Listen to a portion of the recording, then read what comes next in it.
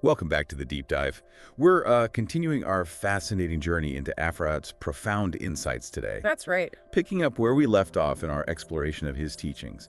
And for this deep dive, we're really zeroing in on demonstration 10 of pastors, which is, I think, a truly vital read for anyone interested in spiritual leadership. It really is. It's a rich and insightful topic, especially, for us as Christians who are familiar with the scriptures. Right. Aphrahat, writing to his fellow sons of the covenant, that's his term for the committed Christian ascetics and community leaders back then. Okay. He truly unpacks what it means to be a spiritual guide. And he draws directly from the heart of the Bible. That's right. And if you've journeyed with us through his earlier demonstrations, you already know Aphrahat's method. He takes a foundational truth and just builds on it piece by piece. Yeah, like building blocks. Exactly, like he described faith based upon the stone way back in demonstration 1. He even notes here in demonstration 10 that these 10 little books borrow one from another and depend one upon another. So it makes perfect sense then. This deep dive into pastors, it naturally follows his previous insights on things like faith, love, monks, and repentance. They all connect. So our mission today really is to distill the most important wisdom from Aphrahat's sources on pastoral leadership. Right. And see how his ancient understanding still resonates powerfully today, for anyone discerning a call to lead or even just seeking to deepen their own spiritual commitment. So what does this all mean for us then? Let's unpack this fascinating understanding of the shepherd's role. Let's do it. So Aphrahat, he kicks off demonstration 10 with this really striking observation. Many great biblical leaders, before they became pastors of men, they were literal shepherds of sheep. Yes, literal shepherds. And this isn't just like a historical footnote for him, is it? Yeah. He seems to see this as, a formative training ground. Oh, absolutely. A training ground. He lists figures like Jacob, Joseph, Moses, David, even Amos. And what's fascinating here is why he emphasizes this connection. It wasn't just, they happen to be shepherds. No. For him, it was their practical education. Okay. They learned firsthand how a pastor cares for his sheep, being watchful and toils in behalf of his sheep. This experience with animals, it taught them the essential qualities needed to lead people. Okay, so what kind of specific qualities are we talking about? Does he give examples of how this actual sheep herding shape these leaders? He does, yeah. Vivid ones. Aphrahat highlights tireless diligence and self-sacrifice. Okay. Think of Jacob, right? He toiled and was vigilant for Laban's sheep, enduring, what does he say? The heat devoured me in the cold by night, and sleep departed from my eye. I mean, intense. Wow. Yeah. And only after this really rigorous training did he become a guide for his sons. It established a pattern for pastoral work. Okay, I see. And Moses, too, tended Jethro's sheep before guiding his people for 40 years. And think about that dedication interceding, saying, either pardon the people for their sins or else blot me out from your book. That's incredible. Incredible. Aphrahat calls that a most diligent pastor who delivered over himself on behalf of his sheep. So it's giving yourself up for the flock. Completely. And David, too, taken from his father's sheep to tend Israel. And he showed that same self-sacrifice when he sinned by numbering the people. Remember his prayer, let your hand be on me and on my father's house, these innocent sheep, and what have they sinned? Right. Taking the blame, protecting the flock. So it's about this deep personal commitment to the welfare of those you're responsible for. Not just a group, but individuals needing real attention. Exactly. Aphrahat makes it crystal clear that these early shepherds were perfected in this office of guidance through that initial humble work. It teaches a willingness to put the flock's well-being way above your own. Leading by example. Leading by example through constant vigilance and, personal sacrifice.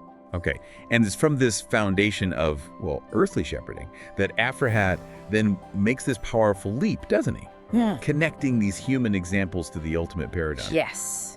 The great pastor, the chief of pastors. Okay. This is really the absolute core of his theological understanding of pastoring. Christ is the good shepherd who gives himself for the sake of his sheep. And Aphrahat describes Christ's pastoral care as just incredibly comprehensive. He illustrates how he brought near those that were afar off. He brought back the wanderers. He visited the sick. He strengthened the weak. He bound up the broken. He guarded the fatlings. That's not just a general statement, is it? It's like a checklist of active, compassionate, Hands-on leadership. Totally hands-on. It's detailed. It's active. And then Christ chose and instructed leaders like Simon, Cephas, Peter, who we know, Yeah. giving them authority over all his flock, telling him, feed my sheep and my lambs and my ewes. So it's a direct continuation, isn't it? Empowering others to carry on his mission. That's such a crucial point. If you connect this to the bigger picture, it really highlights that pastoral authority is, it's a delegated authority. Ah, okay. Delegated. Yeah, it's rooted in Christ's own example of sacrificial service. It's not about puffing yourself up, self-aggrandizement. It's about self-emptying, kenosis, following the chief shepherd's pattern, even potentially unto death. The pastor acts as a steward, basically, and they're fully accountable to the chief of pastors for the flock they've been given. And Aphrahat doesn't shy away from the contrast to this ideal, does he? He warns really vividly against the stupid and foolish pastor. Yeah. The one who lets his right eye be blinded by bribes and his right arm wither. I mean, that paints a grim picture of spiritual negligence. It sounds actively harmful, not just useless. He absolutely goes there. He stresses that a diligent pastor engages in no other pursuit along with that, full stop. No side hustles, basically. Meaning they don't become merchants or husbandmen of this world, abandoning their flock for personal gain.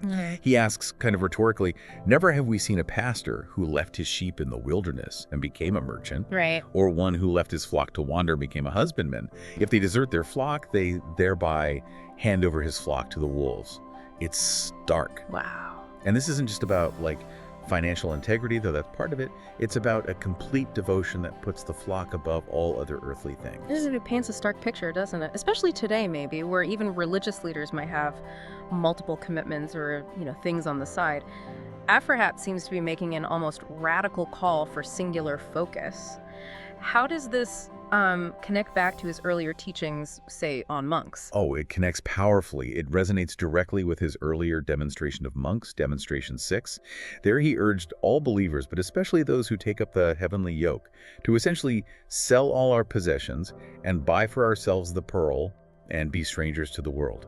Okay, that idea of being separate. Exactly. It's a profound call to singular devotion, a separation from worldly attachments that could distract from their spiritual calling.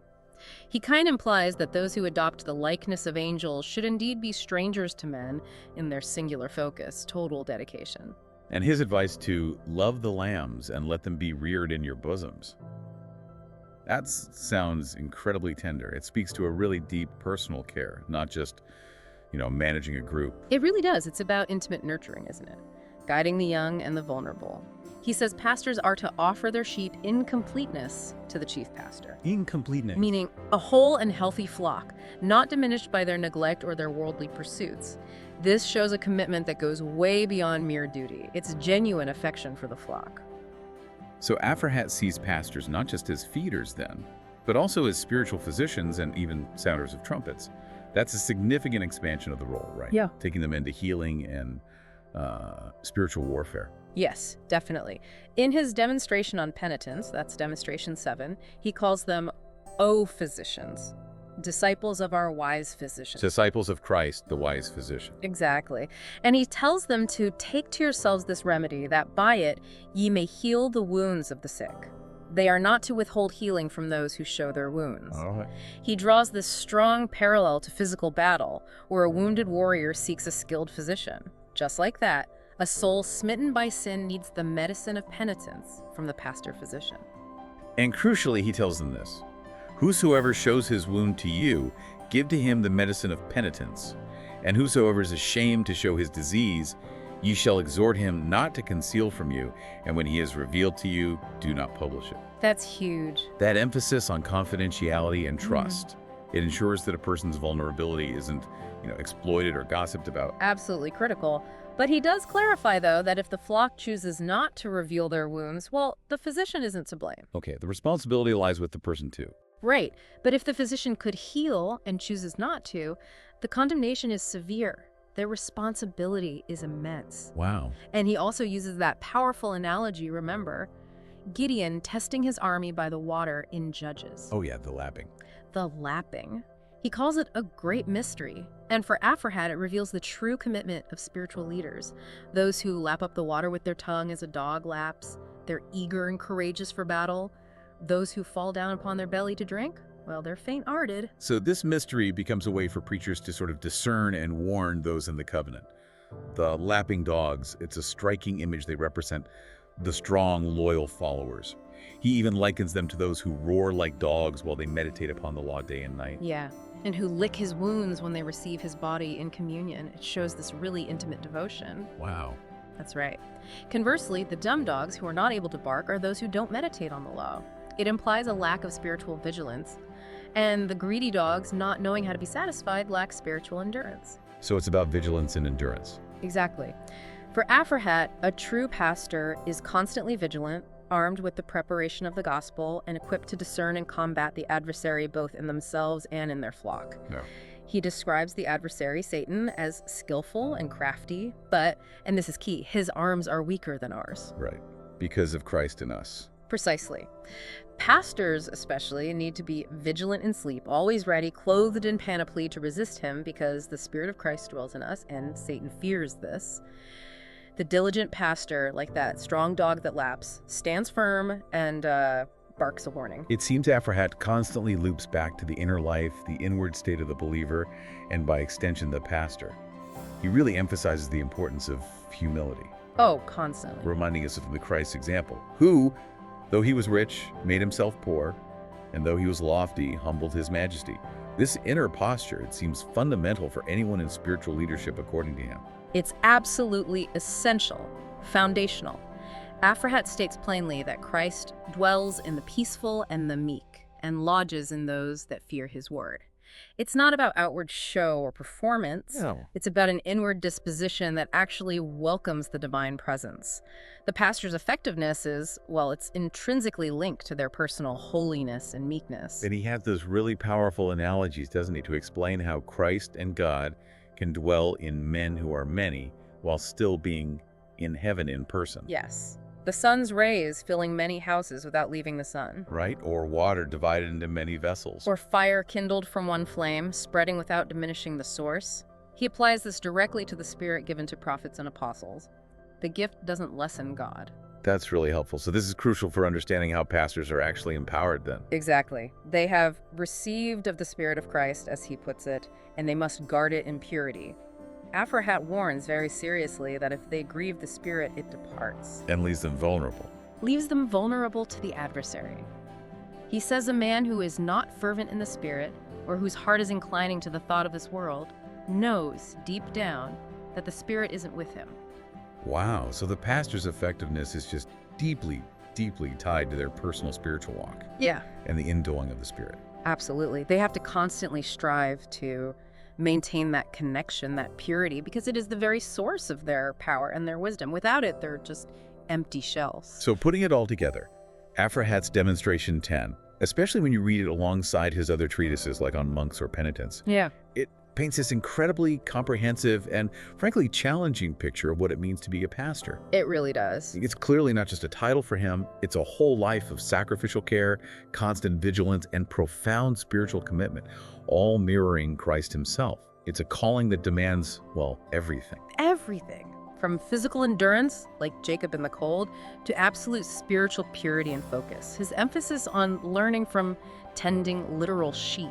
Yeah, that's striking. The unwavering focus on the flock, avoiding worldly entanglements, acting as that spiritual physician and warrior. It provides this timeless blueprint for leadership in the church. Yeah. And it all stems from the pastor's own intimate relationship with the chief of pastors, Christ. This ancient wisdom, it just speaks directly to the heart of what faithful leadership should look like, regardless of the century. And the treasure of God's word, as Aphrahat describes it right there in Demonstration 10, it's infinite. That we take from it, it's not a whit diminished. Love that. He said, everyone who reads the sacred scriptures will learn and teach. And this deep dive into Aphrahat's view of pastors certainly gives us a lot to learn and consider. It really reminds you that spiritual truth is this wellspring that never runs dry, always offering new insights. Indeed it does. So, as you reflect on this deep dive, maybe consider this provocative thought. How do Aphrahat's expectations for pastors, especially, their intense self-sacrifice and that unwavering focus on the flock, how does that challenge or maybe confirm your understanding of spiritual leadership in our modern world? That's a good question. And maybe more personally, what does it mean for you, listening right now, to be a dog that laps the water in your own spiritual walk? To be always vigilant, always loyal to the chief shepherd? Powerful questions to sit with. Well, we hope this deep dive has offered you some new insights and encouraged some further reflection. Until next time, keep seeking, keep questioning, and keep diving deep into the truths that matter.